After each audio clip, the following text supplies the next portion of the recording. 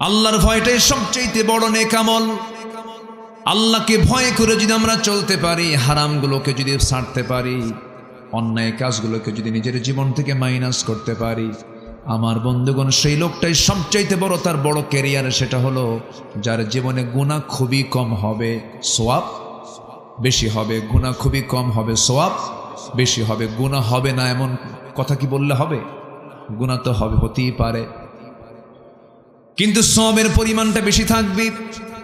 গুনাহ যদিও হয়, গুরুতর কোনো গুনাহ হবে না, গুরুতর কোনো অপরাধ সে করবে না, বড় ধরনের কোনো গুনার কাজে সে নিজেকে জড়াবে না। যেমন বড় ধরনের গুনাহ হলো শিরকের গুনাহ, পিতামাতার সঙ্গে নাফরমানির গুনাহ, বেহুদা কথা, বাজে কথা, মুখ থেকে ফাহেসা কথা।